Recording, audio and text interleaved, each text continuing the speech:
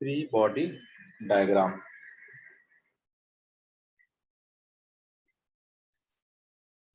FBD, ठीक है, short form में बोलते हैं इसको हम लोग एफबीडी। ठीक है, एफबीडी बेसिकली है क्या?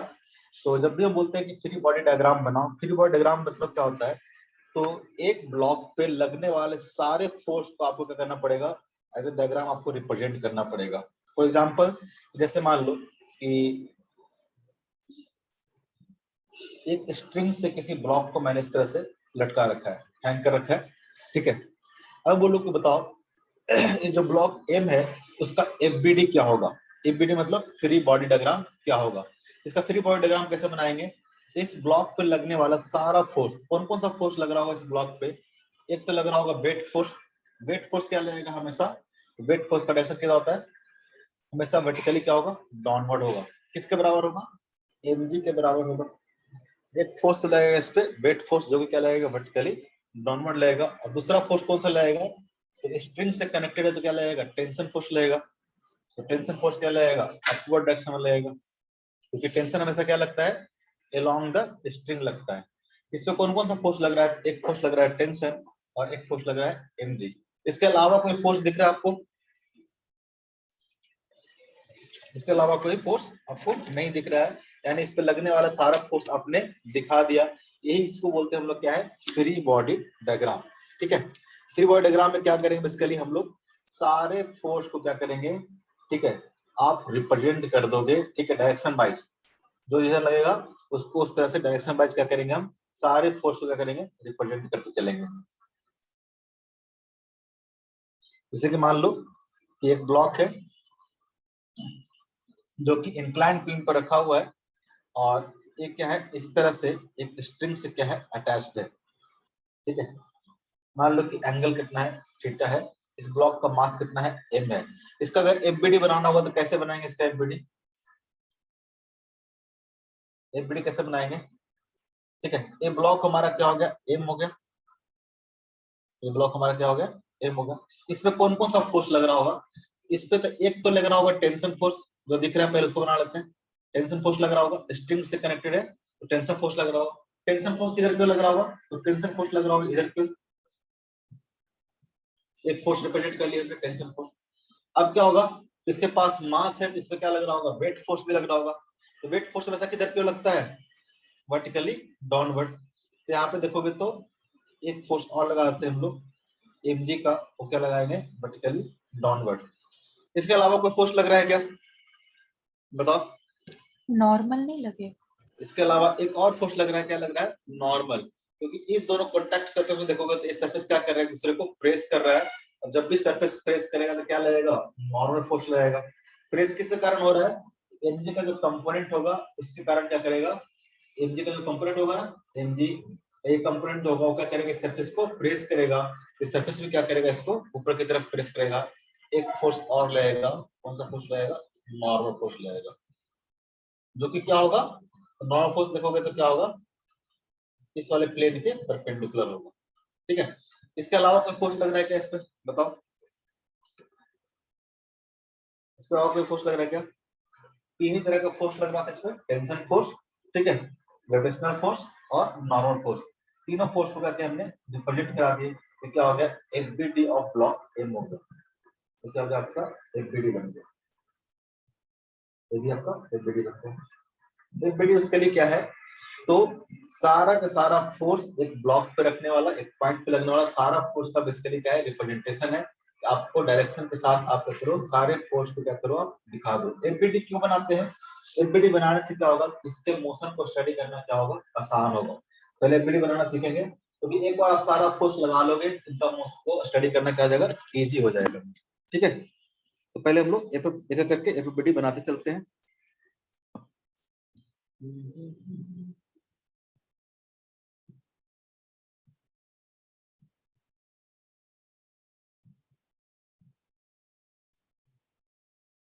एग्जाम्पल लेते हैं।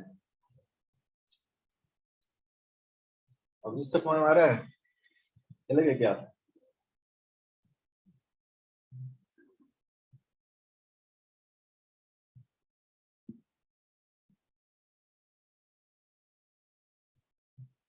एक कुंडली है, यहाँ पे एक ब्लॉक है M1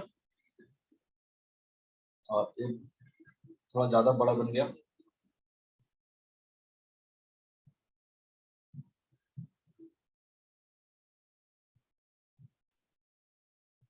जरा M1 और M2 दोनों का एफबीडी बना के दिखाओ तो जरा, M1 और M2 का एफबीडी क्या होगा। ठीक है, एफबीडी ऑफ M1 और एफबीडी ऑफ M2,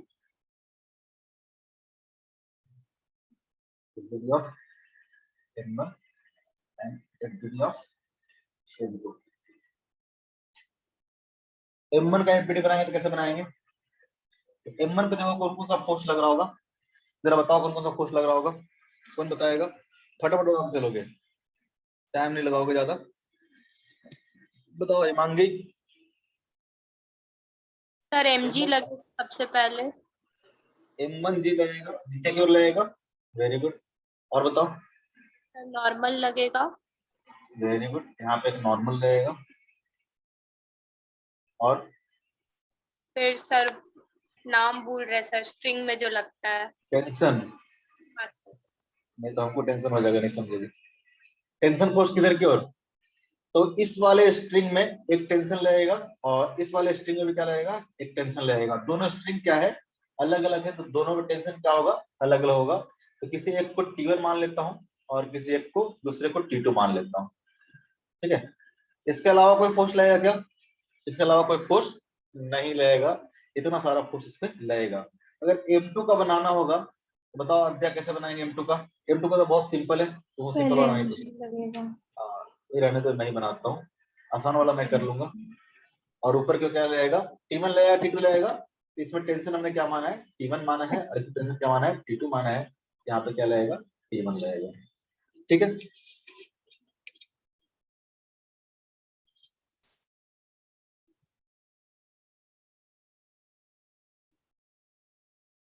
एफबीडी बनाना अगर सीख जाओगे, ठीक है, तो बाकी काम आपका बहुत हद तक आसान हो जाएगा। ठीक है, ये है आपका M2, ये है आपका M1, ये है स्प्रिंग जिसका कांस्टेंट है क्या है K, और इसमें जो इलोंगेशन है वो क्या है, आपको दे रखा है X। ठीक है, X क्या है, इसमें इलोंगेशन है। इधर FBD of M1 and M2 बना के दिखाओ क्या होगा। FBD of M1 and FBD of M2 फटाफट बताओ, बनाओगे, और जिससे मन करेगा उससे मैं पूछूंगा M1 एंड M2 का एफबीडी क्या होगा। और कहीं किसी को दिक्कत होगा तो सर मुझे थोड़ा बता। टाइम तो दीजिए सर, आप ऐसे बनाए जा रहे हैं। हम टाइम दे ही रहे हैं, हम बना क्या रहे हैं, हम आगे क्वेश्चन लिख रहे हैं। इस सारे का आपका एफबीडी बनाना है, क्वेश्चन नोट करते चलोगे, बनाते चलोगे।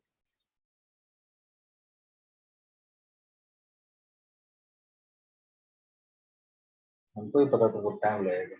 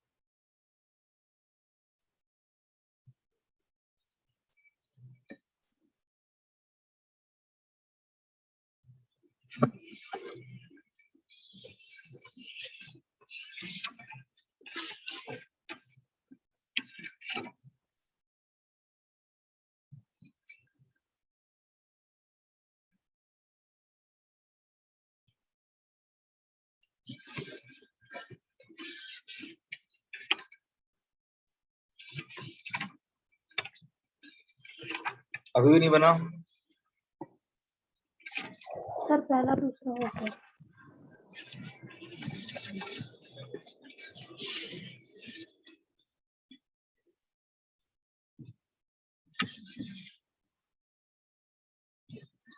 आगे बनाओ। फर्स्ट कॉलम क्या होगा, तो पहले M2 को बनाओ, सॉरी M1 का है तो पहले M1 का बना लो। M1 पे देखो जरा कौन कौन सा फोर्स लगेगा, तो बताओ M1 पे कौन कौन बना लिया है, सूरज बताओ कौन कौन सा लगेगा। सर एक नॉर्मल लगेगा। हाँ कौन सा बना रहे हैं, ये बना रहे हैं। तो नॉर्मल लगेगा, हाँ ऊपर की ओर नीचे की ओर सर ऊपर की ओर। कौन लगाएगा, सर मतलब सरफेस। ये मतलब सरफेस, ये वाला सरफेस, ये वाला सरफेस, नीचे वाला ना, नीचे वाला। नीचे वाला सरफेस लगाएगा, एक फोर्स लगाएगा, एक नॉर्मल। अब बताओ सर M1 पे लगेगा नीचे M2 प्लस M1 होल में G। नीचे की ओर कितना लगेगा, M1 plus M2। M1 plus M2 into G। ठीक है, और कोई फोर्स लगेगा, नो सर। सबने ऐसे ही बनाया,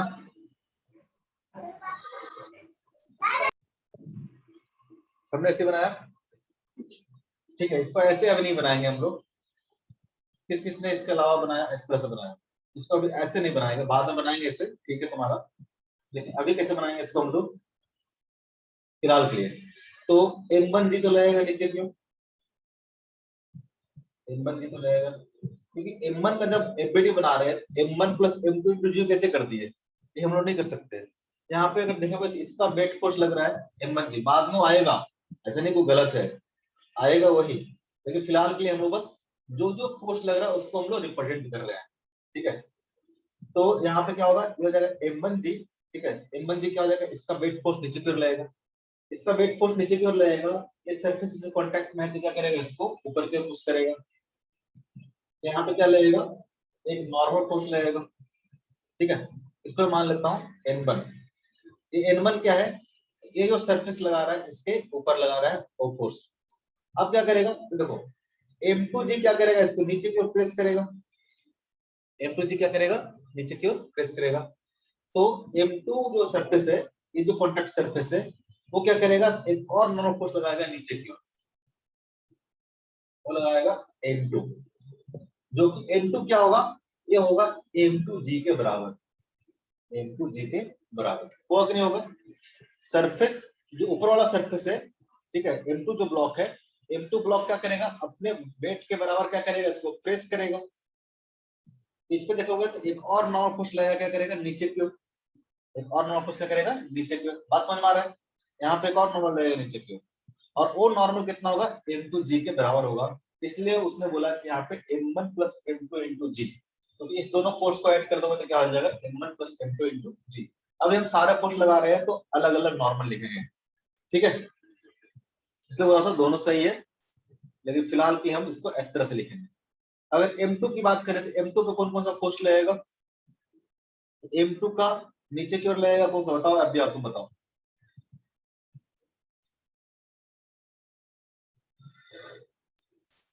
अध्या नेटवर्क गायब हो गया क्या मेरा भी,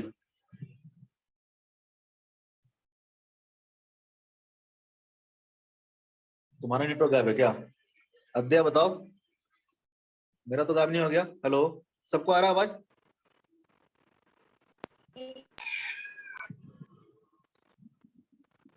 हाँ सर तो आद्या हैंड रेस कर रही है।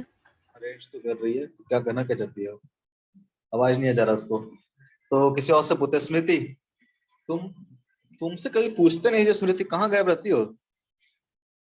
सर हम आपको बताया था ना, मेरा बीच में इतना छूट गया था कि इसीलिए हम नहीं बोलते हैं। अच्छा, तो बताना चाहिए ना, इतना भी क्या छूट गया है, नहीं। चलो यहाँ बताओ कैसे कैसे फोर्स लगेगा, कौन कौन सा लगेगा, M2 पे कौन कौन सा फोर्स लगेगा। सर नीचे तो mg लगेगा। हाँ M2 जी लगेगा, और सर एक टेंशन लगना चाहिए। टेंशन नहीं है, स्प्रिंग है ना यहाँ पे, स्प्रिंग है ना यहाँ पे, यस सर। तो हेलो क्या सर। लगेगा। हाँ सर अभी आया है, आवाज नहीं आ रहा तुम्हारा, यहाँ पे एक स्प्रिंग फोर्स लगेगा kx, एक स्प्रिंग फोर्स लगेगा kx। सॉरी क्या सर, rotate- सॉरी। हाँ, सब जल्दी याद कर लो, रट लो। और m2 जो है, m2 सरफेस क्या करेगा, सर m2 एक सरफेस, नॉर्मल भी तो लगेगा। हाँ वही बता रहा हूँ। m2 सरफेस क्या करेगा, इसको नीचे की ओर प्रेस करेगा, m1 क्या करेगा, इसको ऊपर की तरफ एक फोर्स लगाएगा, नॉर्मल फोर्स। ये क्या होगा, m2 के बराबर है, ठीक है। जिस फोर्स से क्या करता है, इसको प्रेस करेगा, उसी फोर्स से वो क्या करेगा, ऊपर की ओर प्रेस करेगा, ठीक है, ऊपर की ओर प्रेस करेगा, ठीक है। यहाँ पे एक नॉर्मल फोर्स लगेगा। चलो इसमें बताओ क्या होगा, इसमें बताओ फटाफट। सर नीचे mg लगेगा। हाँ, इसका मास जो भी होगा नीचे की ओर mg लगेगा।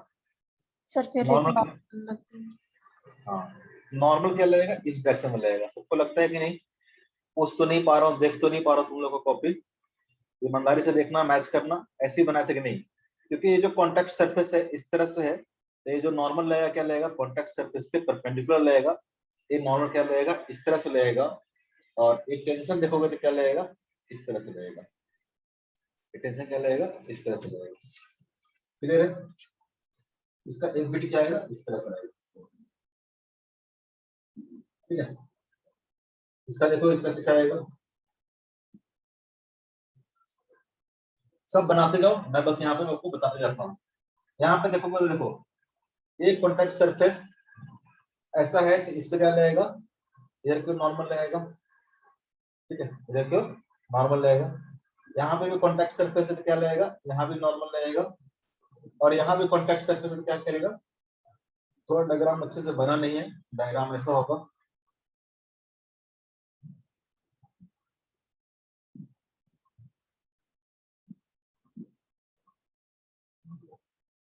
कभी डायग्राम अच्छा बनता नहीं है। सर आप कुछ बोल रहे हैं क्या? बोल नहीं रहे क्या, बोल ही रहे कब से, हम चुप कहाँ रखते हैं। सर बीच बीच में बहुत नेटवर्क इशू हो जा रहा है। आज है नेटवर्क का इशू थोड़ा, क्या कर सकते हैं, आज शायद बहुत ज्यादा बारिश हुआ है तो नेटवर्क का इशू है, बहुत ज्यादा हो रहा है क्या नेटवर्क इशू। मैं भी पक गया हूँ क्लास ले लेके यार सुबह से। सर मतलब कल या परसों अतुल सर के क्लास में भी हो रहा था, मतलब आपका एक स्टेटमेंट सुनाई देता है, फिर मेरे को सुनाई नहीं देता सर, बाकी लोग को पता नहीं हो रहा है कि नहीं हो रहा ऐसा है। किसको किसको नेटवर्क का इशू हो रहा है, हैंड रेज करोगे। नेटवर्क का इशू किस किसको हो रहा है, हिमांगी और अद्या और बाकी लोग ठीक है, स्वयं आवाज ठीक जा रहा है मेरा, यस सर, बढ़िया आ रहा है आवाज। बढ़िया। और रिद्धिमा, हाँ सर, आ रहा है आपका आवाज ठीक से। शुभम, सूरज, सर हमको आ रहा है। सूरज, सर आ रहा क्लियर। चलो तो तुम्हारा नेटवर्क गड़बड़ है, तुम अपना नेटवर्क सुधारो, ठीक है। हाँ सर वो तो पता है। हाँ, मुझे लगा मेरा ही गड़बड़ है। आज इधर इधर नेटवर्क है गड़बड़ चिराचास में, और बाकी जगह पे होगा। बहुत ज्यादा बारिश वारिश हुआ है ना, मैं तो निकल ही नहीं पाया हूँ, देख ही नहीं पाया हूँ। चलो इसका जरा एमपीडी बनाओ, M1 और M2 धीरे धीरे बोलूंगा, ठीक है। और हर बार एमपीडी बना रहा हूँ तो समझना जरा कैसे कैसे बना रहा हूँ। इस पे देखोगे तो कौन कौन सा फोर्स लग रहा होगा, तो ये M1 जो है, ठीक है, ये जो M1 है, इस पे देखोगे तो नीचे की ओर क्या लगेगा, तो हमेशा की तरह ग्रेविटेशनल फोर्स लगेगा M1G। अब देखना यहाँ पे ये कॉन्टेक्ट, ए सरफेस क्या है, कॉन्टेक्ट में है, ए सरफेस क्या है, कॉन्टेक्ट में है, और ए बी सरफेस क्या है, कॉन्टेक्ट में है, ठीक है। और सारे सरफेस के बीच में क्या लगेगा, नॉर्मल फोर्स लगेगा। कई लोग बोल सकते हैं सर ऐसे टच है तो नॉर्मल लगेगा क्या, बोल सकते हैं कि यहाँ पे नॉर्मल लगेगा क्या। मान लो कि एकदम सिंपल टच में हो और कोई प्रेसिंग नहीं कर रहा हो, तो बिल्कुल ऐसा मान के चलो कि प्रेस कर रहा है, यहाँ पर नॉर्मल है। डायग्राम अच्छा बना नहीं मेरे से, डायग्राम ऐसा होना चाहिए था बेसिकली, ठीक है। और इसके ऊपर एक टंगा हुआ था इस तरह से,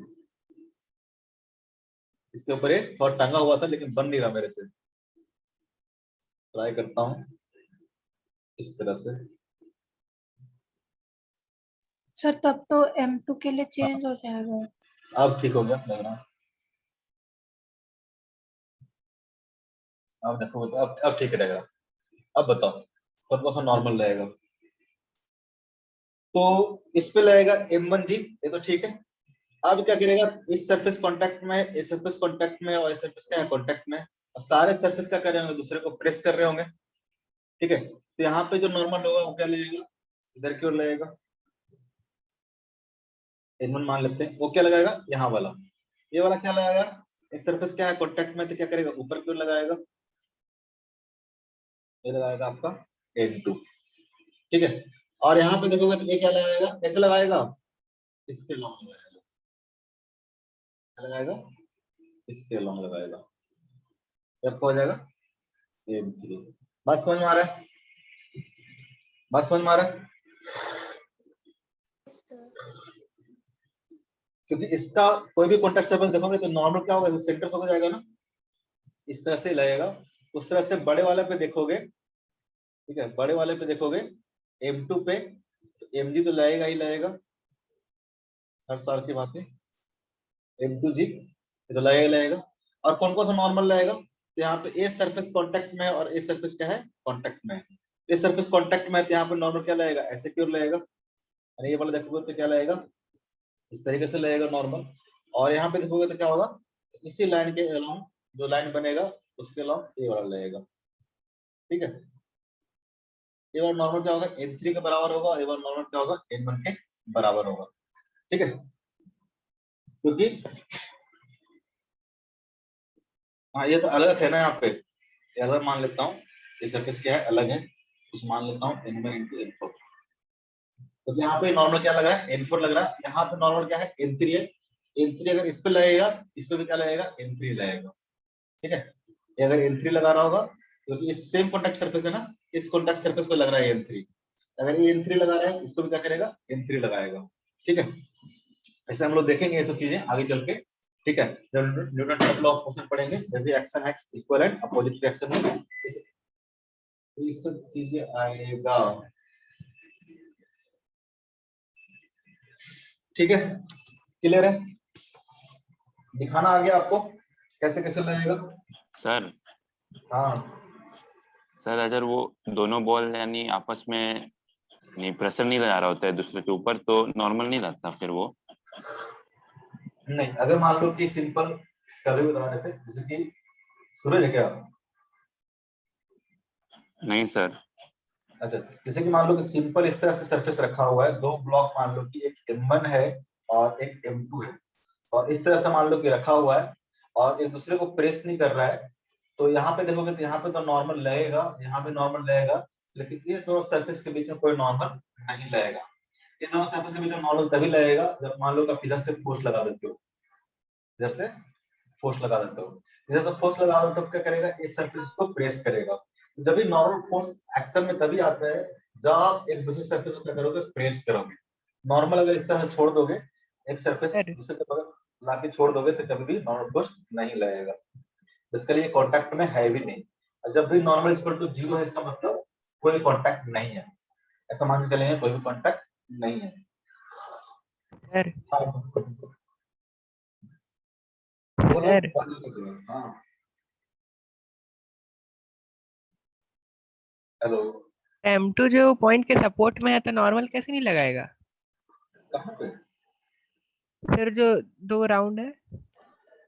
लगा तो रहा है नॉर्मल, दो नॉर्मल लगाए ना, दो कॉन्टेक्ट सरफेस है, एक यहाँ एक यहाँ, यहाँ वाला नॉर्मल लगाएगा इधर क्यों, यहाँ वाला नॉर्मल लगाएगा इधर क्यों, अरे इधर क्यों लगाएगा, दो नॉर्मल लगाए थे सर कहाँ ऊपर नहीं लगाए? लगाए थे, देखे नहीं हम। अच्छा, देखा करो पूरा, देख क्या रहा था। नो सर, हम अलग जगह लगा रहे थे।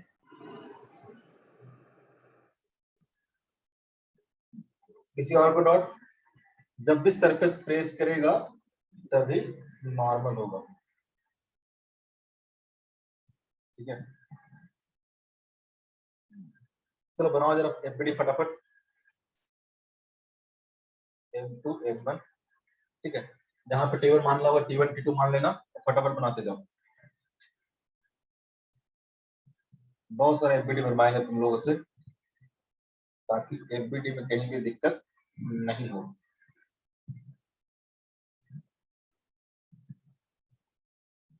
यह है M1, यह है M2।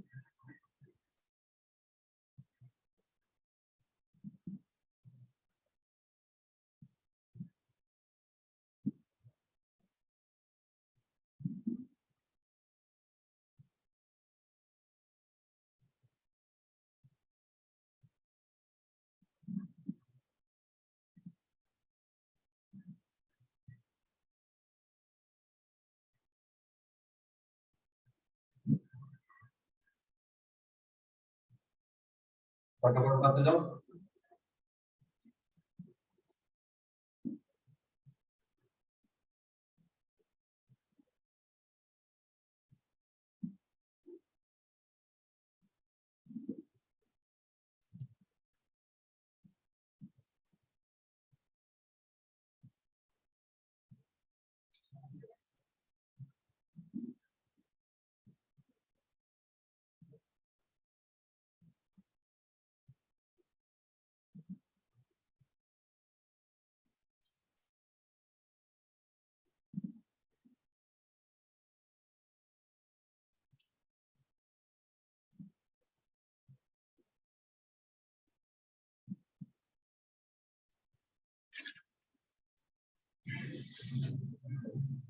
चलो बताओ।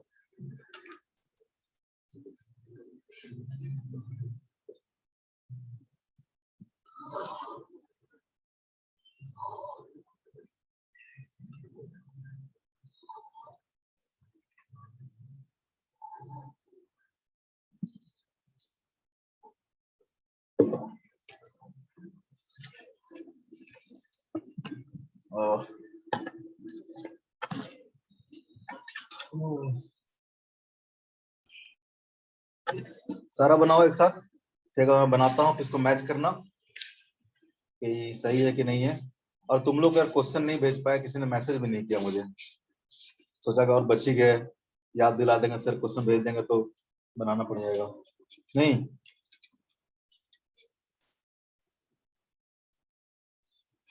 बोलो।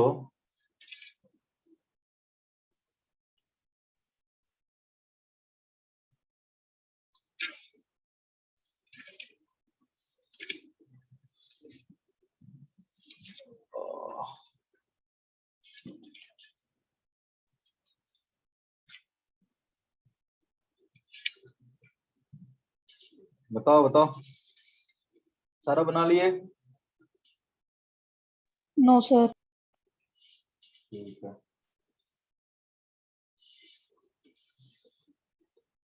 बनाओ, टेक योर टाइम और आराम से बनाओ, गलत नहीं बनाना है, ठीक है?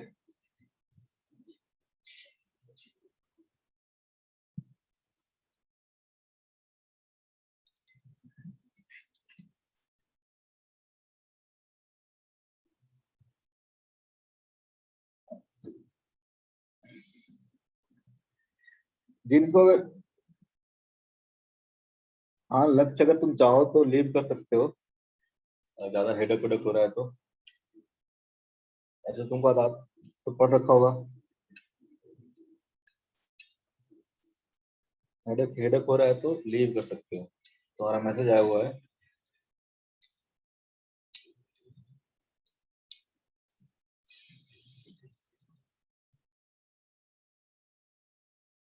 मैं इसी में बना रहा हूँ, तुम लोग मैच कर लेना।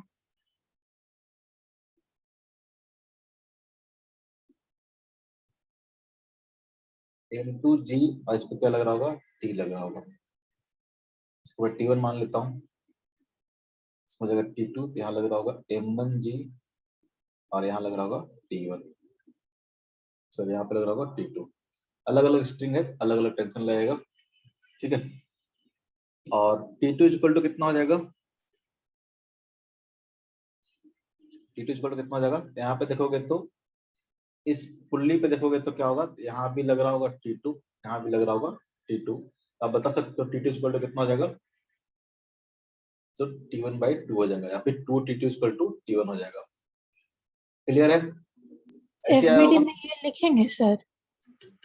अभी के लिए बस लिख दिए क्योंकि ये बता दिए हैं, ऐसे इक्वेशन तो लिखना है ना हम लोग को आगे चल के। एफबीडी इसलिए बना रहे हैं ना सारे इक्वेशन लिखने के लिए। ये ब्लॉक कैसे एक्सेलेरेट करेगा, क्या करेगा, नहीं करेगा, एक्सेस निकालना होगा, कितना डिस्टेंस ट्रेवल करेगा निकालना होगा, ठीक, कितना टाइम लगेगा यहाँ से लेके यहाँ तक आने में इसको, ये सब आगे हम लोग इक्वेशन लिखेंगे। उसीलिए हम लोग पहले एफबीडी बना रहे हैं, ठीक है। सारा इक्वेशन हम लोग लिखेंगे आगे चल के,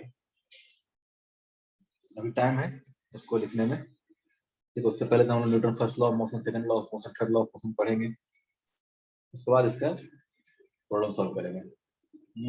पहले के लिए ये बताया था ना कल लास्ट क्लास में, टेंशन इस तरह से यस बैलेंस सर। आउट कर सकते हो, इसलिए लिख दिया।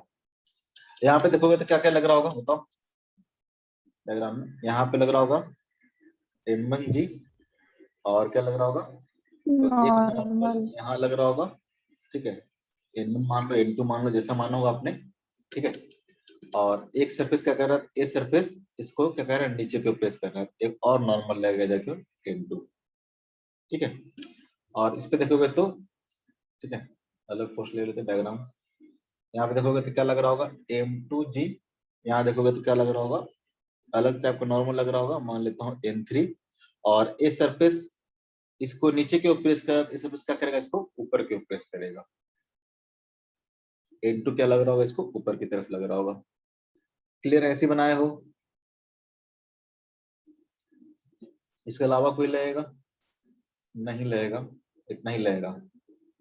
इस पे क्या लगेगा, तो नीचे की ओर mg लगेगा, ठीक है। इधर की ओर नॉर्मल लगेगा, और इधर की ओर क्या लगेगा, टेंशन लगेगा, इधर की ओर टेंशन लगेगा, ठीक है। यहाँ पे देखोगे इसके ऊपर भी है, ठीक है। यहाँ पे देखोगे, सर वो नहीं बनाए हैं अभी। ठीक है ठीक है ठीक है ठीक है ठीक है, इतना सबका सही है।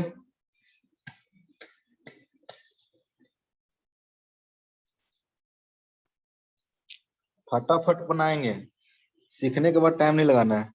सर हम्म, सर ये लास्ट पिक्चर में आप हमको बता सकते हैं कि ये वाला वॉल है या स्ट्रिंग है? ए हाँ स्ट्रिंग नहीं है, इस तरह से इंक्लाइन प्लेन है, रखा हुआ है इंक्लाइन प्लेन, ठीक है। और इसके ऊपर यहाँ पे पुली लगा हुआ है, ठीक है। ये पुली लगा हुआ, और इस पुली के ऊपर क्या जा रहा है, स्ट्रिंग जा रहा है इस तरह से, ठीक है। और यहाँ एक और पुली कनेक्टेड है, जिससे एक और स्ट्रिंग इसके ऊपर पार हो रहा है। और यहाँ से दो मास कनेक्टेड है, m3 एंड m4, ठीक है। और ये जो इधर आया स्ट्रिंग, उससे और दो मास कनेक्टेड है, m2 इस तरह से, और इससे एक और स्ट्रिंग है, और यहाँ से कनेक्टेड है m1। क्लियर है? यस हाँ सर बोलिए। सर जो उसके ऊपर वाला डायग्राम है, जो वहाँ पे m1 है, उसके आगे वो क्या है? m1 m2 m3, इतना खराब राइटिंग है तो गेस करो ना। नहीं सर, वो जो एरो एक है। पोस्ट लगा रहा है, ये तो अभी हम बनाने वाले थे, तुम मना कर दी, एफबीडी बनाने वाले थे इसका।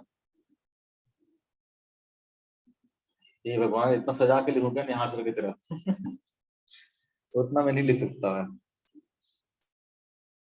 ये m2 है और ये m3 है।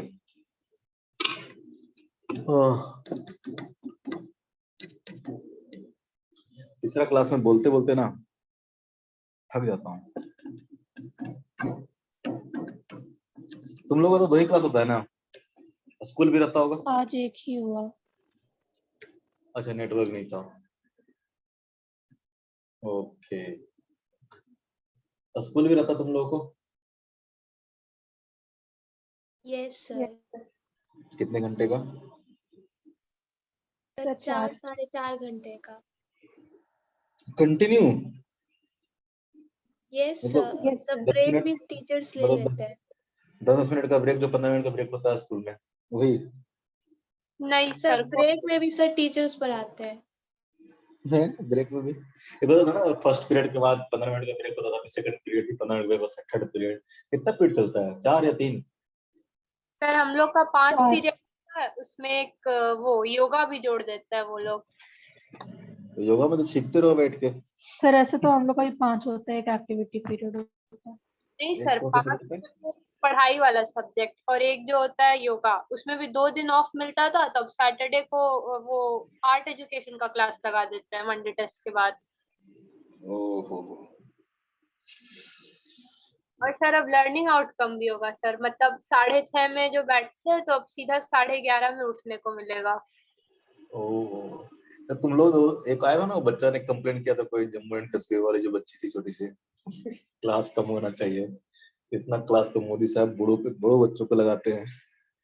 तो कुछ तुम लोग का नहीं हुआ? तुम लोग वीडियो बना के भेजो कम क्लास लगाने के लिए। सर स्टूडेंट काउंसिल में बोले थे तो तो हम लोग को बोलता कि हम लोग बोले थे फिक जी आकाश ज्वाइन करने के लिए।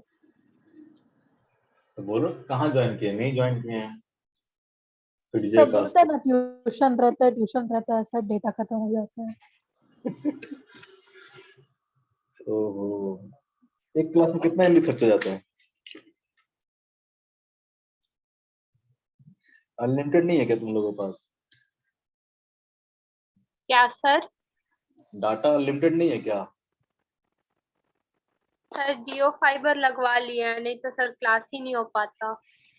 अच्छा लगवा ही लो, क्योंकि अब तो पता नहीं जिस तरह से कोरोना की चीजें चल रही है, पता नहीं कब तक चलेगा।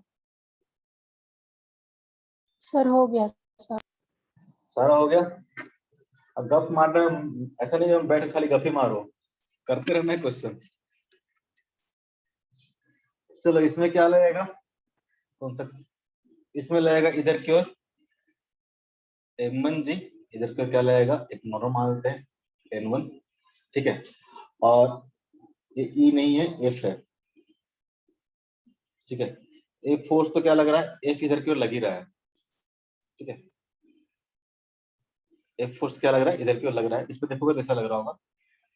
ऐसे की ओर F लग रहा होगा, इधर M1 जी लग रहा होगा, और ऊपर की ओर क्या लग रहा होगा? नॉर्मल लग रहा होगा। इसके अलावा कोई फोर्स? इसके अलावा कोई फोर्स बोलो। अभी तो बड़ा बोल रहे थे सर, क्लास क्लास जब पूछता हूँ।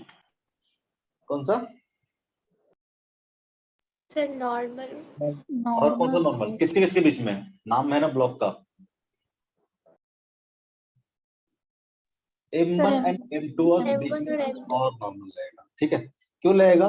क्योंकि इस जो फोर्स का जो कंपोनेंट देखोगे, एक कंपोनेंट ऐसा होगा हॉरिजॉन्टल, एक क्या होगा इस तरह से वर्टिकल होगा डाउनवर्ड। तो हॉरिजॉन्टल जो कंपोनेंट होगा फोर्स को क्या कर रहा होगा? M2 को प्रेस कर रहा होगा, इस सरफेस को क्या कर रहा होगा? प्रेस कर रहा होगा। तो M2 भी क्या करेगा? प्रेस करेगा इसको। यानी देखोगे तो यहाँ पे एक और नॉर्मल रहेगा इस तरह से। आप लोग अलग अलग बनाना, आप लोग इसी डायग्राम में मत बनाना, ठीक है। मेरा तो कुछ काम है नहीं, आपका रहेगा लंबा टाइम तक, मेरा मिट जाएगा। तो यहाँ देखो इस सरफेस के बीच में एक और नॉर्मल लग रहा होगा। ये नॉर्मल क्या है? इससे अलग है, अलग नाम दे दोगे N2। ऐसे नहीं कि हर बार N लिख के चलोगे, ये भी बात समझना है कि कौन अलग नॉर्मल है, कौन सेम नॉर्मल है। इस पे बेसिकली क्या होगा? चार फोर्स लग रहा होगा M1 जी, ठीक है। और नॉर्मल इधर N1, और इधर वाला नॉर्मल क्या लगेगा? N2 लगेगा। और साथ साथ क्या लग रहा होगा? तो फोर्स F लग रहा होगा, ठीक है। इधर क्यों एक और नॉर्मल लग रहा होगा N2। अब आ जाए सेकंड वाले ब्लॉक पे। ये सबका सही है? आप लोग FBD of M1 M2 M3 अलग अलग बनाओगे। यहाँ पे देखोगे तो क्या लगेगा? तो M2 जी लगेगा नीचे की ओर, और ये वाला नॉर्मल तो लगेगा। ये नॉर्मल अगेन अलग होगा, आप नाम दे दो N3। इसके अलावा अब कौन सा फोर्स लगेगा? Normal normal. कौन सा नॉर्मल? M1 और M2 के बीच में। M1 M2 को नॉर्मल किधर लगेगा? इधर क्यों? लेफ्ट क्यों कि राइट की तरफ? राइट की तरफ। इसके तरफ, इधर लगेगा राइट की तरफ, ठीक है। और ये किसके बराबर होगा? N2 के बराबर ही होगा। जिसको समझ में नहीं आ रहा बराबर कैसे होगा, बाद में समझ जाएंगे। अभी नहीं है तो कुछ आप अलग नाम दे दो, बस डायरेक्शन देखो आप। ये लगेगा N2, और क्या लगेगा? ये N2 अगर इसको प्रेस करेगा, ठीक है, इस N2 करंट इसको क्या करेगा? प्रेस करेगा। ये वाला भी क्या करेगा? इसको पीछे की ओर प्रेस करेगा। एक और नॉर्मल रहेगा पीछे की ओर। बात समझ में आ रहा है? हम इसी में बना रहे हैं, आप अलग बनाना। बोले सर आप किस में बना रहे हैं? मेरे पास जगह नहीं बचा है। N3 N2, और इधर क्या हो जाएगा? M2G, और इधर क्या बचेगा? इधर एक और नाम ले लो कुछ, N3 N4 जो भी लेना है ले लो। N3, एक हो गया N2, एक हो गया N4। नाम आप चेंज करते रहो, कहीं पे मैं गलत गलत लिख लिया हो तो आप सुधार लेना। और N3 पे देखोगे तो क्या होगा? N3 पे देखोगे तो नीचे की ओर Mg लग ही रहा होगा, ऊपर की ओर नॉर्मल लग रहा होगा, और ये इसको प्रेस कर रहा है, ठीक है। कितना से प्रेस कर रहा है? ये तो सरफेस के बीच में क्या लग रहा था? N4 लग रहा था। तो ये इसको इधर क्यों प्रेस कर रहा होगा? तो क्या करेगा? ये इधर क्यों लगाएगा इसको, ठीक है। ऐसा लगाया होगा, देख लो। बिल्कुल बोला नहीं जा रहा यार, मन नहीं कर रहा। ये लगाओ इस तरह से, इसमें 3 फोर्स इस डायरेक्शन में, इसमें 4 फोर्स इस तरह से, और इस पे भी 4 फोर्स इस तरह से। सबने लगा लिया, ऐसा ही आया होगा। साफ साफ सर। बनाओगे आप। हाँ सर। तो फ्रिक्शन भी लगा सकते हैं। नहीं, ये फ्रिक्शन का नाम ही नहीं लिया हम लोग अभी पढ़ रहे हैं Newton law of motion without friction. Friction जब इंट्रोड्यूस करेंगे तब, बहुत सारा पार्ट हम लोग पढ़ने के बाद फ्रिक्शन इंट्रोड्यूस करेंगे, ठीक है, कंस्टेंट रिलेशन और ये सब पढ़ने के बाद, ठीक है। First law of motion, second law of motion, third law of motion, उसका कंस्टेंट रिलेशन, उसका बहुत सारे प्रॉब्लम सॉल्व करेंगे, उसके बाद पढ़ेंगे हम लोग फ्रिक्शन, फिर देखेंगे अगेन वापस सब कुछ। अभी हम लोग फ्रिक्शन का नाम लेंगे भी नहीं, और कोई नहीं लेगा नाम, नहीं तो फ्रिक्शन फोर्स का नाम पढ़ा नहीं देता, फ्रिक्शन अलग से ही पूरा। तो यहाँ पे देखो क्या क्या लगेगा, आप अलग अलग बनाओगे, मैं इसमें बना रहा हूँ, कहीं से शुरू कर लो। यहाँ से देखो क्या लगेगा, यहाँ पे एक mg लगेगा नीचे की ओर, और ऊपर क्या लगेगा, टेंसर लगेगा। क्लियर है? यहाँ पे देखोगे तो mg लगेगा, ऊपर क्या लगेगा, टेंसर लगेगा। इसमें टेंशन अगर T1 मानोगे तो इसमें टेंशन क्या हो जाएगा, T2 हो जाएगा। इसमें मान लो टेंशन क्या होगा, T3 हो जाएगा। अलग अलग स्ट्रिंग है ना, 3, यहाँ पे 3 स्ट्रिंग है, एक स्ट्रिंग यहाँ से लेके यहाँ तक 2 स्ट्रिंग, यहाँ से लेके 3 स्ट्रिंग, 3 टेंशन अलग अलग होगा, ठीक है। जैसे स्ट्रिंग चेंज होगा टेंशन क्या होगा, चेंज हो जाएगा, ठीक है। कैसे होगा, तो यहाँ पे T1, ठीक है, यहाँ पे T1 और यहाँ पे T1, तो T2 इक्वल टू कितना आ जाएगा, 2T1, ठीक है। और यहाँ पे नहीं बोल सकते हम इस तरह से, ठीक है। तो यहाँ पे आपको T2 लग जाएगा, और यहाँ पे एक mg लग जाएगा, यहाँ पे नॉर्मल लग जाएगा, यहाँ पे T3 लग जाएगा। समझ में आ रहा क्या कर रहा हूँ, सबका सही है? अरे बताओ, बस मैं मैच करने के लिए बोल रहा हूँ। इधर Yes, की ओर sir. T2, इधर की ओर T3, इधर की ओर mg, ठीक है, जो भी है M2 M3 जो भी है mg, और इधर की ओर नॉर्मल, ऐसे लगाए हो। और यहाँ पे देखोगे तो क्या होगा, M1 पे M2, M1 पे देखोगे तो क्या क्या लग रहा होगा, M1 पे नीचे की ओर लग रहा होगा mg, नीचे की ओर लग रहा होगा mg, और इधर की ओर लग रहा होगा T3 along the inclined plane, क्या लग रहा होगा, T3, और perpendicular to the inclined plane क्या लग रहा होगा, नॉर्मल लग रहा होगा, ठीक है। क्लियर है? इसको M1 मान लो, इसको M2 मान लो।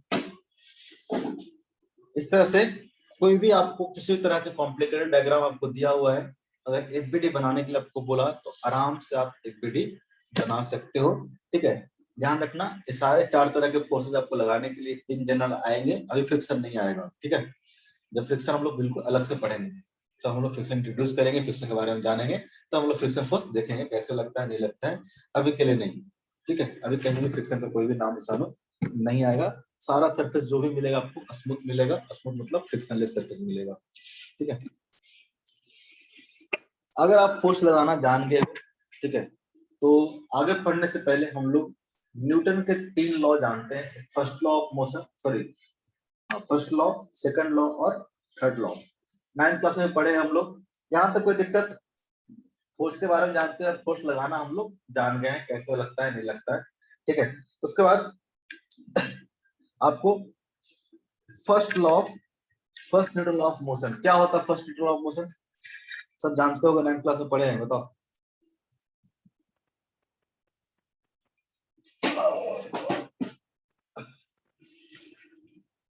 न्यूटन का फर्स्ट लॉ ऑफ मोशन क्या है?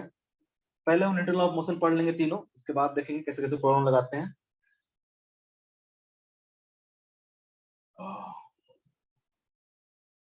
Newton first law of motion क्या है? Newton first law of motion बताओ, किसी को याद है? नहीं, तुम मत बोलो, कौन है तुम? Yes sir. स्वयं। हाँ तुम बोल सकते हो, बताओ क्या है first law of motion. Sir, an object at rest will remain at rest and an object in motion will continue in motion in a straight Okay. line until Unless, force acts. Until and unless an external force is applied. ठीक है, very good. और किसी को हिंदी में किसी को आता है? क्या बोला इन लोगों ने? इन लोगों ने ही बोला कि अगर कोई ऑब्जेक्ट है और उस ऑब्जेक्ट पे लगने वाला एक्सटर्नल फोर्स क्या हो, 0 हो, फर्स्ट लॉ ऑफ मोशन बोलता है इस पे लगने वाला एक्सटर्नल फोर्स जीरो है। जब भी हम लोग लगने वाला एक्सटर्नल फोर्स जीरो बोलते हैं, इसका मतलब नेट फोर्स की बात कर रहे हैं। ऐसा नहीं कि फोर्स नहीं लग सकता, आप लगा दो फोर्स, 2-3 फोर्स लगा दो, लेकिन अगर लगने वाला सारा फोर्स का सम कितना है, जीरो है। अगर किसी भी बॉडी पे लगने वाला एक्सटर्नल फोर्स यानी नेट एक्सटर्नल फोर्स की बात कर रहे हैं, वो अगर जीरो है तो बॉडी क्या रहेगा, अगर बॉडी मूव कर रहा है तो कांस्टेंट स्पीड से क्या करेगा, मूव करते रहेगा। अगर बॉडी रेस्ट में है तो रेस्ट में ही रहेगा। इन्होंने यही बोला। मान लो कि बॉडी अगर 5 मीटर पर सेकंड से मूव कर रहा है और इस पे अगर एक एक्सटर्नल इक्वल टू क्या है, जीरो है। जब भी बोलेंगे एक एक्सटर्नल जीरो है मतलब नेट फोर्स की बात कर रहे हैं। ये क्या है, ये सब लिखेगा नहीं कोई, ये क्या है, नेट फोर्स है, समझो पहले। तो नेट फोर्स, ठीक है, ऑन ए बॉडी अगर जीरो है तो बॉडी अगर कांस्टेंट स्पीड से मूव कर रहा है तो कांस्टेंट स्पीड से क्या करेगा, मूव करते रहेगा। अगर मान लो कि इनिशियली बॉडी क्या है, रेस्ट में है, ठीक है, अगर वेलोसिटी से क्या है, जीरो में है, और अगर एक एक्सटर्नल क्या है, जीरो है, बॉडी क्या रहेगा, रिमेन्स इन रेस्ट, ठीक है। तो जिस भी स्टेट में रहेगा बॉडी, उसी स्टेट में अपने आप को कंटिन्यू करेगा, चाहे वो स्टेट ऑफ रेस्ट हो या फिर स्टेट ऑफ यूनिफॉर्म मोशन हो। कब, अगर एक्सटर्नल फोर्स क्या हो, नेट एक्सटर्नल फोर्स कितना हो, जीरो हो, ठीक है। इसी प्रॉपर्टी को हम लोग बोलते हैं इनर्शिया, ठीक है। इसी प्रॉपर्टी को क्या बोलते हैं हम लोग, इनर्शिया। क्या है बेसिकली इनर्शिया, तो बॉडी अगर मोशन में हो, बॉडी अगर मोशन में हो तो बॉडी अपने मोशन को कंटिन्यूअसली क्या करता है, मेंटेन करना चाहता है। अगर ये बॉडी 5 मीटर पर सेकंड से मूव कर रहा है, ठीक है, तो बॉडी क्या करेगा, हमेशा 5 मीटर पर सेकंड से मूव करता हुआ जाएगा अनटिल अनलेस कोई एक्सटर्नल फोर्स इस पे ना लगे, ठीक है। जब तक आप एक्सटर्नल फोर्स इस पे कोई ना अप्लाई करोगे, जब भी एक्सटर्नल फोर्स बोल रहे हैं मतलब नेट एक्सटर्नल फोर्स की बात कर रहे हैं, ठीक है। नेट एक्सटर्नल फोर्स अगर अप्लाई नहीं करोगे तो बॉडी क्या रहेगा, कंटिन्यू इन मोशन। ये जो कंटिन्यू इन मोशन रहने का जो प्रॉपर्टी है बॉडी का, ये बेसिकली क्या है, इसका इनर्शिया है। इसको हम लोग इनर्शिया ऑफ मोशन भी बोलते हैं, ठीक है। अगर बॉडी मान लो कि रेस्ट में है, मूव नहीं कर रहा है, तो बॉडी तब तक मूव नहीं करेगा जब तक कोई इस पे एक्सटर्नल फोर्स अप्लाई ना किया जाए, ठीक है। अगर एक्सटर्नल फोर्स अगर जीरो है, बॉडी क्या करेगा, हमेशा ही रेस्ट में रहेगा, ठीक है। ये जो प्रॉपर्टी हुआ अपने बॉडी का, ये अपने रेस्ट के स्टेट को मेंटेन करना चाहेगा जब तक कि कोई भी एक्सटर्नल फोर्स ना लगा। ये प्रॉपर्टी में क्या है, इनर्शिया है। इसको हम लोग बोलते हैं inertia of rest, inertia of motion, inertia of rest. दो तरह का इनर्शिया हो गया। इनर्शिया बेसिकली कैसा प्रॉपर्टी है, ठीक है, द प्रॉपर्टी ऑफ बॉडी है जिसके कारण क्या करता है, तो restrict the change in its state, अपने स्टेट में किसी भी तरह का चेंज होने से रिस्ट्रिक्ट करता है, ठीक है। इस प्रॉपर्टी को हम लोग बोलते हैं इनर्शिया ऑफ ए बॉडी, ठीक है। और देखोगे तो इनर्शिया बेसिकली मेजर कैसे करेंगे, किसके पास ज्यादा इनर्शिया होगा, किसके पास कम इनर्शिया होगा। तो इनर्शिया मेजर करने का प्रॉपर्टी है मास, ठीक है। मास क्या है, तो बेसिकली मेजर्ड वैल्यू है इनर्शिया का। अगर किसी बॉडी का मास ज्यादा है, इसका मतलब क्या होगा, इनर्शिया उसमें क्या है, ज्यादा है। किसी बॉडी का अगर मास कम है तो उसमें क्या बोलेंगे, इनर्शिया क्या है, कम है, ठीक है। कोई अगर हैवी बॉडी है उसके पास क्या होगा, इनर्शिया ज्यादा होगा। तो बॉडी अगर कम है तो उसका इनर्शिया क्या होगा, कम होगा। तो बेसिकली मास, ठीक है, क्वांटिटेटिवली बताता है इनर्शिया के बारे में कि क्या इनर्शिया ज्यादा है कि कम है। जैसे कि क्या मास बताएगा, जैसे कि मान लो कि एक 5 kg का ब्लॉक हो, ठीक है, और एक 10 kg का ब्लॉक हो, ठीक है, दोनों क्या है, रेस्ट में रखा हुआ है। तो बोलेगा कि किसके पास इनर्शिया ज्यादा है, तो जिसके पास मास ज्यादा होगा उसके पास इनर्शिया क्या होगा, ज्यादा होगा। इनर्शिया ज्यादा होने का मतलब क्या हुआ, इनर्शिया ज्यादा होने का मतलब हुआ कि अपने आप को ज्यादा देर तक रेसिस्ट करेगा अपने स्टेट को चेंज करने में। आप आराम से देख सकते हो कि 5 kg को चेंज करना ज्यादा आसान होगा कि 10 kg को चेंज करना ज्यादा आसान होगा। तो 5 kg को ऑब्वियस चेंज करना क्या होगा, इसको मोशन में लाना क्या होगा, आसान होगा। इसको मोशन में लाना क्या होगा, आसान होगा। तो जितना ज्यादा ऑब्जेक्ट का मास रहेगा उसका इनर्शिया क्या होगा, उतना ही ज्यादा होगा। जो फर्स्ट लॉ ऑफ मोशन है, ठीक है, न्यूटन का जो फर्स्ट लॉ है बेसिकली आपको इनर्शिया के बारे में बताता है, ठीक है। बेसिकली आपको इनर्शिया के बारे में बताता है। क्या है फर्स्ट लॉ ऑफ मोशन, लिख लेते हैं।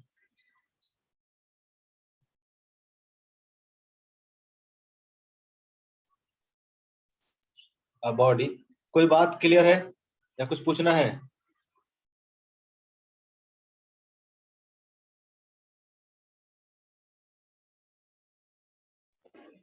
कुछ पूछना है? अभी तक जितना बताया वो क्लियर है? A body continue in its state of sir आप रेस्ट क्या लिखे हैं? Body continue.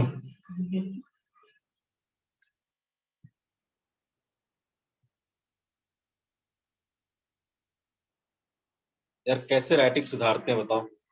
मैं सही में चाहता हूँ राइटिंग इतना अच्छा करना, बट हो नहीं पा रहा। A body continue in its state of rest और uniform motion, uniform motion along a straight line, along a straight line until or unless a net external force, a net external force is applied. यही बात बता रखे, net external force is applied. जब तक कि कोई ना कोई नेट एक्सटर्नल फोर्स अप्लाई नहीं किया जाएगा, बॉडी क्या करेगा? Continue in its state of rest या फिर state of motion along a straight line. ठीक है, स्ट्रेट लाइन के अलोंग, ऐसा नहीं है कि इस पाथ पे, सर्कुलर पाथ पे। सर्कुलर पाथ तो क्या कर रहा है? मोशन क्या कर रहा है? चेंज कर रहा है ना, वेलोसिटी क्या कर रहा है? इसका चेंज कर रहा है, यूनिफॉर्म मोशन नहीं है। ठीक है, तो मान लो कि 5 मीटर पर सेकंड से कोई सर्कुलर पाथ पे मूव कर रहा हो, तो क्या पूछेंगे? वेलोसिटी कांस्टेंट है क्या? बिल्कुल वेलोसिटी का कांस्टेंट नहीं है। ठीक है, इसका मतलब यहाँ पे कोई ना कोई फोर्स लग रहा होगा। ठीक है, यहाँ पे कोई ना कोई नेट फोर्स लग रहा होगा, तो ये इनर्शिया नहीं है। सर्कुलर पाथ पे लगता है ना सेंट्रीपिटल फोर्स, थोड़ा बहुत याद हो तो body continue in its state of rest और uniform motion along a straight line until or unless a net external force is applied. ठीक है, कहने का मतलब फर्स्ट लॉ ऑफ मोशन क्या बोलता है कि अगर इस पर लगने वाला नेट फोर्स क्या है? 0 है।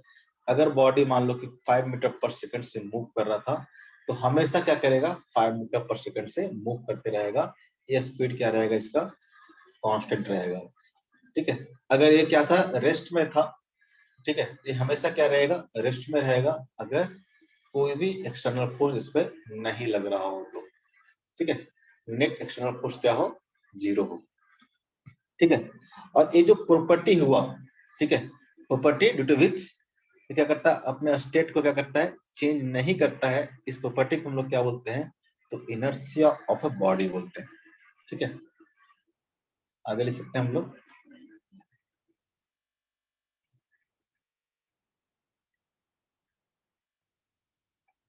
The properties of body to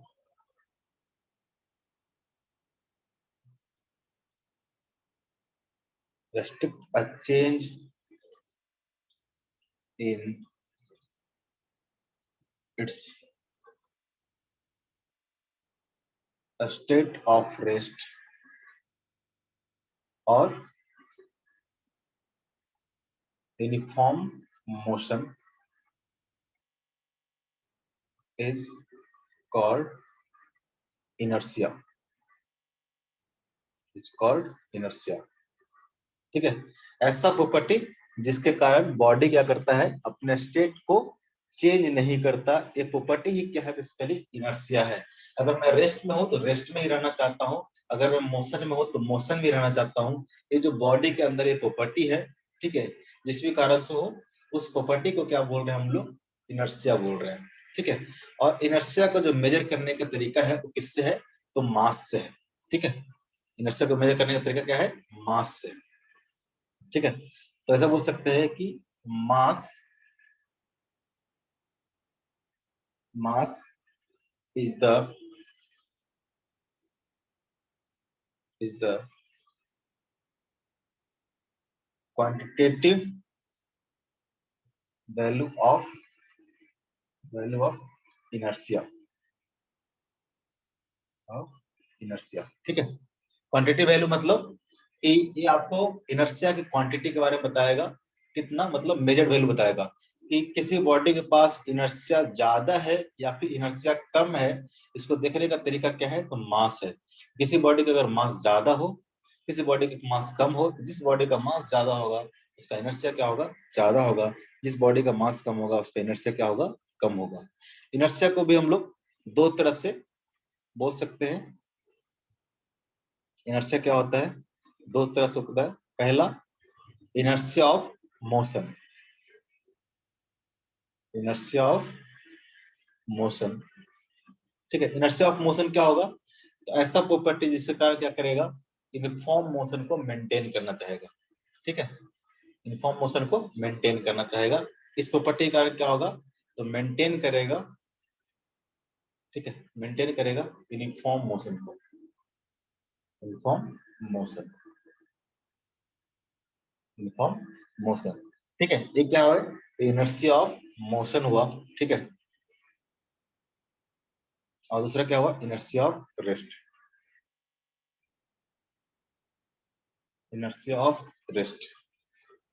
कई लोग बोलते हैं inertia of direction. Inertia of direction basically क्या है, इनर्शिया ऑफ मोशन हुआ कि मतलब बॉडी अपना डायरेक्शन चेंज नहीं कर सकता। अरे डायरेक्शन चेंज नहीं कर सकता इसका मतलब अपना मोशन चेंज नहीं कर सकता, यूनिफॉर्म मोशन में नहीं रह सकता है। तो बात सेम ही हो गया, डायरेक्शन अगर चेंज करेगा, बॉडी अपने आप डायरेक्शन चेंज नहीं कर सकता। ऑब्वियस है, जब हम बोल दिए कि वेलोसिटी अपने आप चेंज नहीं कर सकता कोई बॉडी, इसका मतलब डायरेक्शन कैसे चेंज कर लेगा, ठीक है। तो इनर्शिया ऑफ डायरेक्शन भी क्या है, इनर्शिया ऑफ मोशन का पार्ट ही है। इनर्शिया ऑफ रेस्ट क्या होगा, बेसिकली क्या करेगा, तो रिमेन्स इन रेस्ट। अगर रेस्ट में है तो रेस्ट में रहना चाहेगा। इस प्रॉपर्टी को क्या बोलते हैं हम लोग, इनर्शिया ऑफ रेस्ट बोलते हैं, ठीक है। तो ये क्या है, फर्स्ट लॉ ऑफ मोशन है। First law of motion Newton का क्या बताता है, तो किसी बॉडी के इस इनर्शिया प्रॉपर्टी के बारे में आपको बताता है, ठीक है। कि कोई बॉडी अगर रेस्ट में है तो रेस्ट में रहेगा, कोई बॉडी अगर यूनिफॉर्म मोशन में है तो यूनिफॉर्म मोशन में रहेगा। क्लियर है, यस सर। ठीक है। इससे ज्यादा खास हमको ज्यादा नहीं पता करना। सेकंड लॉ ऑफ मोशन, बताओ सेकंड लॉ ऑफ मोशन क्या है। सेकंड लॉ ऑफ मोशन किसी को पता है, second law of motion? Yes sir. बताओ क्या है सेकंड लॉ ऑफ मोशन। थोड़ा हो गया, कोई गाना ना सुनाओ ना। क्या सर? गाना वाना सुनाओ कोई। सर हम सेकेंड लॉ ऑफ मोशन बताएं कि नहीं?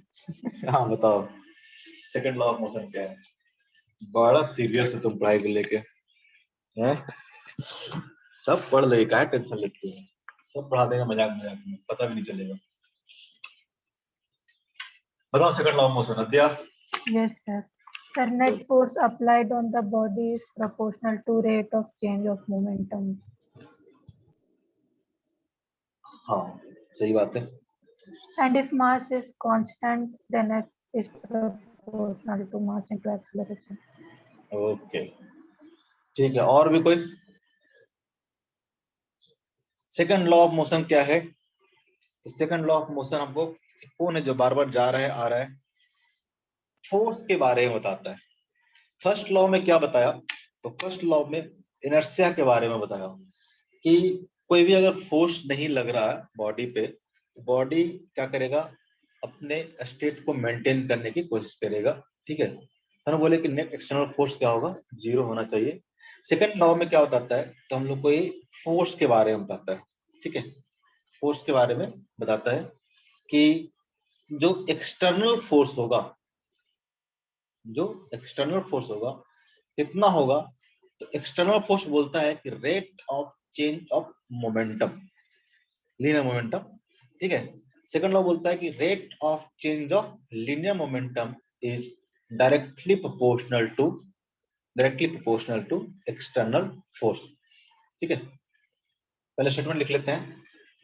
तो ये क्या है, तो रेट ऑफ, जो ये बोल रहे थे, ठीक बोल रही थी, rate of change of rate of change of linear momentum. Linear momentum. Rate of change of linear momentum is directly proportional to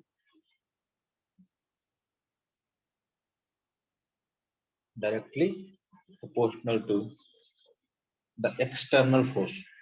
The external force. ठीक है, क्या बोला? तो बोला कि किसी भी बॉडी पे, किसी की बॉडी पे जो लगने वाला नेट एक्सटर्नल फोर्स है, नेट एक्सटर्नल फोर्स है, वो डायरेक्टली प्रोपोर्शनल होता है तो rate of change of linear momentum of the body. तो लीनियर मोमेंटम क्या होता है बॉडी का, पहले तो ये जान ले, तभी तो समझेंगे उसका रेट ऑफ चेंज क्या होता है। सबसे पहले देखते हैं कि लीनियर मोमेंटम क्या होता है। लीनियर मोमेंटम बोलने को तो हम लोग बोल दिए, rate of change of linear momentum. हमको लीनियर मोमेंटम ही नहीं पता है तो क्या होगा। लीनियर मोमेंटम क्या होता है, ठीक है। तो लीनियर मोमेंटम कैसे डिफाइन करते हैं, तो किसी भी बॉडी का लीनियर मोमेंटम लोग डिफाइन कैसे करेंगे, तो उस बॉडी के mass into velocity of the body, velocity of the body, ठीक है। जैसे कि मान लो कि बॉडी है जिसका मास है 10 kg और ये बॉडी क्या कर रहा है, तो 10 मीटर पर सेकंड से मूव कर रहा है, ठीक है। तो एक हम लोग वर्ड डिफाइन किए मोमेंटम, ठीक है, एक वर्ड डिफाइन किए मोमेंटम। बेसिकली कोई भी बॉडी है, जैसे कि अलग अलग बॉडी है जिसका मास क्या है अलग अलग है और वेलोसिटी क्या है अलग अलग है, ठीक है। जैसे कि मान लो कि ये आपका 10 मीटर पर सेकंड है, इसका 10 kg है। किसी बॉडी का मान लो कि मास है 8 kg और वेलोसिटी है मान लो कि 12 मीटर पर सेकंड। और भी इस तरह से बहुत सारे बॉडी ले सकते हैं। अब जैसे कि मान लो कि इस बॉडी को रोकना है, मान लो सपोज हमको इस सारे बॉडी को क्या करना है, रोकना है। अलग अलग मास है, अलग अलग वेलोसिटी है और सारे बॉडी को हमको रोकना है, ठीक है। तो कितना फोर्स अप्लाई करना पड़ेगा आप देख के बता सकते हो क्या? क्या बता सकते हो कि अगर 10 kg का ब्लॉक है, इसको रोकने के लिए ज्यादा फोर्स की जरूरत होगा, 8 kg का ब्लॉक है तो कम रोकने फोर्स का रिक्वायरमेंट होगा। ये इस पे आप डिपेंड नहीं कर सकता, सिर्फ मास पे डिपेंड नहीं कर सकता, ठीक है। तो मास ज्यादा है तो ज्यादा फोर्स लगाना पड़ेगा, ठीक है। मास कम है तो कम फोर्स लगाना पड़ेगा, क्योंकि मास कम है और साथ साथ इसका स्पीड भी क्या है, ज्यादा है। तो हो सकता है इसको रोकने के लिए आपको ज्यादा स्पीड फोर्स लगाना पड़े। मान लो सबको रोक देना है, आपको 10 मीटर के अंदर सबको रोक देना है, तो एक कौन सा क्वांटिटी होगा जिसको देख के हम बता सकते हैं कि इस बॉडी को रोकना आसान होगा, इस बॉडी को रोकना डिफिकल्ट होगा, ठीक है। कैसे डिफाइन करेंगे, तो उसको डिफाइन करने हमने क्या किया, लीनियर मोमेंटम डिफाइन किया। लीनियर मोमेंटम क्या है बेसिकली, तो मास इनटू वेलोसिटी का प्रोडक्ट है, मास इनटू वेलोसिटी का प्रोडक्ट है, ठीक है। अगर मास इनटू वेलोसिटी लोगे तो यहाँ पे कितना आ जाएगा, 100 आ जाएगा, यहाँ पे कितना आ जाएगा, 96 आ जाएगा। कोई और बॉडी ले लो, मान लो कि आपने 6 kg का ले लिया और इसको स्पीड दे दिया 20 मीटर पर सेकंड, इसका कितना आ जाएगा, तो 20 इंटू 6 कितना आ जाएगा, 120 आएगा। समझो मोमेंटम क्यों डिफाइन करना पड़ा, ठीक है, मोमेंटम क्यों डिफाइन करना पड़ा। अब मान लो कि सारे के सारे बॉडी को आपको रोकना है 10 सेकंड में, इस बॉडी को 10 सेकंड में रोकना है, इस बॉडी को 10 सेकंड में रोकना है, इस बॉडी को भी 10 सेकंड में रोक देना है, सारे का सारे बॉडी को 10 सेकंड में रोक देना है। तो आप देख के बता पाओगे किस बॉडी को 10 सेकंड में रोकने में ज्यादा फोर्स अप्लाई करना पड़ेगा, प्रैक्टिकली बताओ।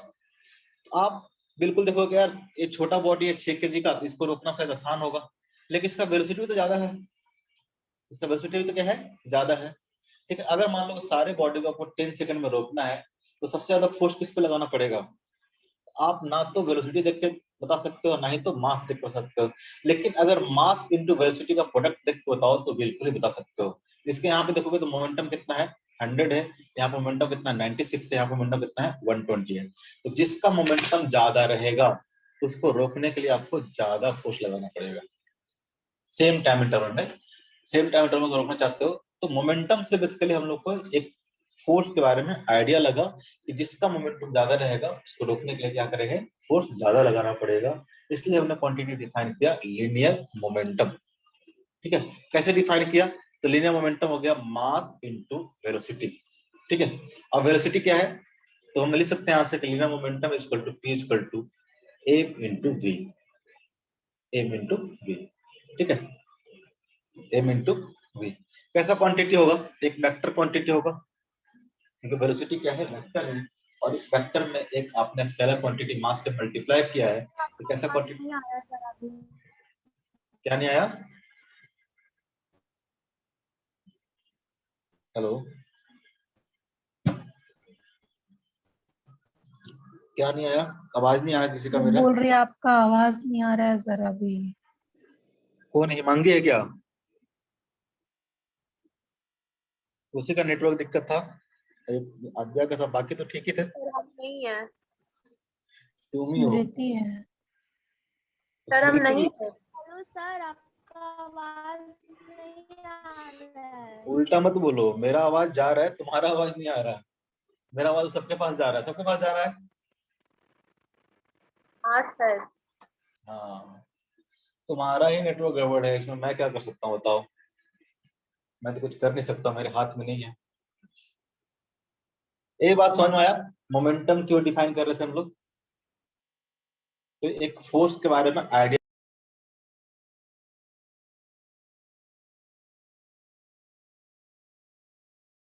को डिफाइन कैसे किए? तो हम लोग डिफाइन किए मोमेंटम क्या होगा, तो product of mass and velocity होगा। Product of mass and velocity होगा, उसको हम लोग बोलेंगे मोमेंटम। कैसा मोमेंटम? तो लीनियर मोमेंटम। ठीक है, तो लीनियर मोमेंटम इक्वल टू क्या हो जाएगा, तो product of mass into velocity, यानी पी से रिप्रेजेंट करते हैं हम लीनियर मोमेंटम को। ठीक है, तो पी इक्वल टू क्या हो जाएगा, एम इनटू वी। कैसा क्वांटिटी हो जाएगा, तो वेलोसिटी क्या है, वेक्टर क्वांटिटी है, और उसमें स्केलर से मल्टीप्लाई किए हो तो कैसा क्वांटिटी हो जाएगा, वेक्टर क्वांटिटी हो जाएगा। वेक्टर क्वांटिटी है तो डायरेक्शन और मैग्नीट्यूड भी होगा। तो डायरेक्शन किधर की ओर होगा? अगर मैग्नीट्यूड की बात करें तो मैग्नीट्यूड कितना हो जाएगा इसका, तो पी वेक्टर का मैग्नीट्यूड कितना हो जाएगा, तो m into magnitude of v vector हो जाएगा, m into magnitude of vector. अगर डायरेक्शन की बात करें, इसका डायरेक्शन किधर की ओर होगा, तो मोमेंटम, लीनियर मोमेंटम डायरेक्शन किधर की ओर होगा, अलोंग द वेलोसिटी होगा, अलोंग द वेलोसिटी होगा। जिस डायरेक्शन में वेलोसिटी होगा, लीनियर मोमेंटम में क्या होगा, उसी डायरेक्शन में होगा, क्योंकि मास तो नेगेटिव नहीं हो सकता, मास जब भी होगा तो पॉजिटिव होगा। ठीक है, तो जब भी होगा 2 3 4 5 एक पॉजिटिव नंबर होगा, पॉजिटिव नंबर। ठीक है, मल्टीप्लाई करेंगे एक वेक्टर से, आपको पता है कि ऐसा नंबर वेक्टर जो आएगा वो क्या आएगा, parallel to the g vector आएगा। यानी ये जो पी वेक्टर है वो क्या होगा, जी वेक्टर के पैरेलल होगा। और पैरेलल मतलब तो मोमेंटम जो डायरेक्शन होगा अलोंग द वेलोसिटी होगा। ठीक है, यूनिट एंड, अगर यूनिट की बात करें तो यूनिट कितना होगा इसका, यूनिट कितना होगा, तो मास इनटू क्या है, वेलोसिटी है, इसका यूनिट हो जाएगा, मास का क्या होता है केजी, और वेलोसिटी कितना होता है, तो मीटर पर सेकंड। इसका यूनिट क्या जाएगा, केजी मीटर पर सेकंड। ठीक है, और डायमेंशन की बात करें तो कितना होगा, नाम सुनो कभी डायमेंशन, नाम सुने हो, सुने ही होगे पहले। इसका डायमेंशन कैसे निकालेंगे, तो मास का डायमेंशन कितना होता है, तो एम लिखते हैं, और वेलोसिटी का डायमेंशन कितना होता है, तो होता है मीटर पर सेकंड। मीटर मतलब लेंथ, और पर सेकंड मतलब टाइम रेज़ टू पावर -1। इसका डायमेंशन कितना आ जाएगा, एम एल टी -1। ठीक है, ये हुआ मोमेंट। डायमेंशन में पढ़ते हैं ना? हाँ, नहीं हुआ है ना आप लोग का, नो सर। जरूरत नहीं है ऐसे। ठीक है, बोलोगे तो पढ़ा देंगे, लेकिन ऐसा कुछ खास जरूरत नहीं है, क्योंकि जितने भी फिजिकल वो सब होता क्या है कि वहां पे हम सारे फिजिकल क्वांटिटी का एक साथ क्या करते हैं, डायमेंशन और यूनिट देखते हैं। ठीक है, यहाँ पे अब क्या पूरे फिजिक्स में आप यूनिट डायमेंशन लिखते चलेंगे हम लोग, ऐसा बोलोगे तो एक क्लास लगा के, क्योंकि अभी जो 11th का बैच है उसमें भी नहीं पढ़ा है हम लोग यूनिट एंड डायमेंशन, और भी जो नया बैच है, तो हम लोग सोच रहे हैं कि एक साथ ही कॉमन करके सबको ही पढ़ा देंगे। ठीक है, बाकी समझ में आया कैसे लिखे डायमेंशन? अगर नहीं समझ में आया तो आप स्किप कर सकते हैं। बाकी समझ में आया कैसे लिखते हैं डायमेंशन? नहीं आया तो छोड़ दो, कोई दिक्कत नहीं है। आया तो ये हुआ लीनियर मोमेंटम, हम लोग डिफाइन करेंगे लीनियर मोमेंटम होता क्या है। लीनियर मोमेंटम वाले में समझे हम लोग कि क्या होता है। अब वापस से आते हैं हम लोग सेकंड लॉ ऑफ मोशन पे। Second law of motion again पढ़ेंगे, क्या बोलता है, the rate of change of linear momentum is directly proportional to the external force. Rate of change of linear momentum is directly proportional to the external force.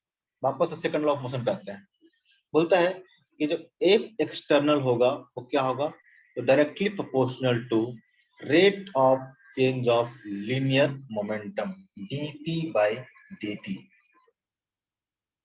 Rate of change of linear momentum. ये एक external कौन सा है, तो net है, ठीक है। Net external force जो होगा वो क्या होगा, directly proportional to rate of change of linear momentum. इस प्रोपोर्शनलिटी कांस्टेंट को जब हटाते हैं, ठीक है, तो हम डायरेक्टली लिखते हैं यहाँ पे जो प्रोपोर्शनलिटी कांस्टेंट होता है वो 1 के बराबर होता है, ठीक है। तो एफ एक्सटर्नल इक्वल टू क्या आ जाएगा, डायरेक्टली आ जाएगा आपका dp बाई dt। आपको बोलेगा प्रोपोर्शनलिटी कांस्टेंट 1 कैसे आ गया सर, ये सब क्या है, एक्सपेरिमेंटल होता है। एक्सपेरिमेंटल करके सारा प्रोपोर्शनलिटी कांस्टेंट का वैल्यू निकाला जाता है, चाहे वो जी हो, ठीक है, 10th क्लास में पढ़े होंगे ग्रेविटेशनल कांस्टेंट, वो सब क्या होता है, एक्सपेरिमेंट करके निकाला जाता है उसका वैल्यू, ठीक है। अलग अलग वैल्यू लिया जाता है, उस पर एक्सपेरिमेंट किया जाता है, उसको मेजर किया जाता है। यहाँ पे जब मेजर किया गया तो ये जो प्रोपोर्शनलिटी कांस्टेंट आया कितना आया, 1 आया। तो जो एफ एक्सटर्नल हो गया क्या हो गया, f external equal to dp by dt हो गया। ध्यान देंगे, अभी खत्म नहीं हुआ कहानी, ठीक है। तो P इक्वल टू क्या पढ़ के आए, तो P है हमारा लीनियर मोमेंटम, तो P इक्वल टू क्या होगा, हो जाएगा m इंटू v।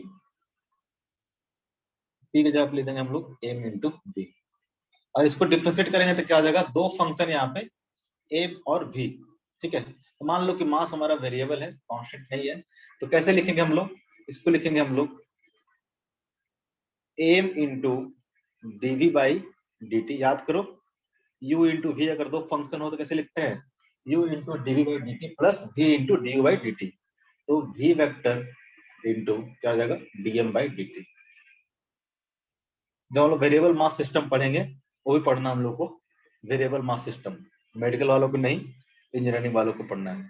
तो जहाँ वेरिएबल मास सिस्टम होगा वहां पे हम लोग ऐसे ही निकालेंगे फोर्स, ठीक है। वहां पे मास भी हमारा क्या करेगा, चेंज करेगा। जैसे कि रॉकेट लॉन्च करते हैं, तो रॉकेट लॉन्च करते हैं तो क्या होता है, हर टाइम पे फ्यूल क्या होता है, उसका बर्न होते रहता है। जब फ्यूल बर्न होगा तो रॉकेट का मास क्या करेगा, हर टाइम पे क्या करेगा, चेंज करते रहेगा, ठीक है। तो कैसा हो जाएगा, वेरिएबल मास सिस्टम हो जाएगा। तो इसी को लग रहा है मास कैसे वेरी कर सकता है। जैसे कि मान लो कोई कंटेनर है, जैसे कि ऑयल ले जाने वाला होता है ना, टैंक होता है, मान लो कि यहाँ से लीकेज है, यहाँ से लीकेज है, तो क्या होगा, धीरे धीरे इसका मास क्या होगा, कम होते जाएगा। तो मास क्या होता जाएगा, कम हो जाएगा। ये भी क्या है, वेरिएबल मास सिस्टम है, वेरिएबल मास सिस्टम है। तो जब भी इस तरह का सिस्टम आएगा तो उस केस में हम लोग इसको यूज करेंगे, लेकिन ये बहुत आगे का चीज है, ठीक है। तो हम लास्ट में पढ़ेंगे इसको हम लोग। अभी के लिए देखेंगे तो मास क्या होगा हमारा, कांस्टेंट हो गया। तो फॉर कांस्टेंट मास,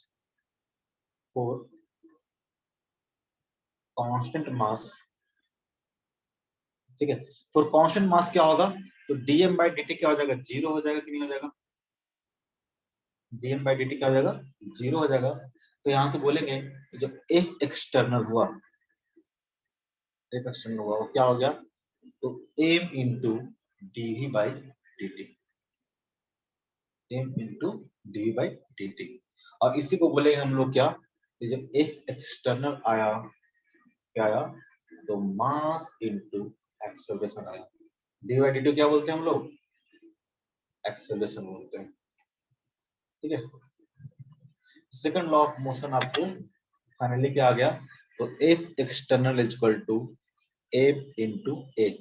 जहां पे भी एक एक्सटर्नल बोलते हैं इसका मतलब नेट फोर्स की बात कर रहे हैं, ठीक है। इसको आप ऐसे भी लिख सकते हो, समेशन ऑफ फोर्स, ठीक है। अगर मान लो कि बहुत ज्यादा 3-4 फोर्स लग रहा है, तो सारे फोर्स का जो सम होगा वो क्या होगा आपको, एम इंटू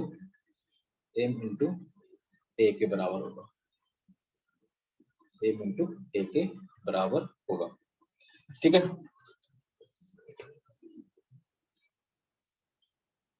क्लियर है, Yes. ठीक है। तो सेकंड लॉ से बस छोड़ रहा हूं, सेकंड लॉ से पता चला कि अगर मान लो कि मोमेंटम अगर चेंज कर रहा है तो मतलब क्या होगा, कोई ना कोई एक्सटर्नल फोर्स होगा, कोई ना कोई एक्सटर्नल फोर्स होगा। तो second law of motion basically आपने को सजेस्ट क्या करता है, तो conservation of linear momentum. Conservation of linear, क्या है कंजर्वेशन ऑफ लीनियर मोमेंटम, हम नेक्स्ट क्लास में देखेंगे, लेकिन शॉर्ट फॉर्म में समझा देता हूं। अगर मान लो कि मोमेंटम कांस्टेंट है, मोमेंटम क्या है, कांस्टेंट है, यानी m इंटू वी क्या है, कांस्टेंट है, तो फोर्स क्या होना चाहिए, तो फोर्स इक्वल टू क्या होता है, dp बाई dt होता है। अगर मोमेंटम कांस्टेंट है तो इसका डिफरेंस कितना आएगा, जीरो आएगा। तो ऐसा बोल सकते हैं उल्टा डायरेक्शन से, अगर एक्सटर्नल फोर्स जीरो हो, एक्सटर्नल फोर्स अगर जीरो हो तो मोमेंटम ऑफ द सिस्टम क्या रहेगा, कंजर्व रहेगा। बोल सकते हैं कि linear momentum of the system क्या रहेगा, कंजर्व रहेगा। कब, जब एक्सटर्नल फोर्स क्या हो, जीरो हो। बोल सकते हैं कि नहीं बोल सकते हैं, बोल सकते हैं, बिल्कुल बोल Yes. सकते हैं। ठीक है, तो यहाँ से बहुत इंपॉर्टेंट लॉ मिलने वाला है जिसको हम लोग कल डिस्कस करेंगे। कल मतलब नेक्स्ट क्लास में, कंजर्वेशन ऑफ लीनियर मोमेंटम। और बहुत सारे क्वेश्चन उस पर आपको मिलेंगे करने के लिए, मैं भी दूंगा और बुकलेट में मिलेगा। ठीक है, तो कंजर्वेशन ऑफ लीनियर मोमेंटम हम लोग कल शुरू करेंगे। एक बार जाके इसको देखना एफबीडी बनाने के लिए। ठीक है, और अपने बुकलेट में जाके देखोगे तो आपके बुकलेट बुकलेट बुकलेट कहाँ है, डाउनलोड नहीं किया हम लोग।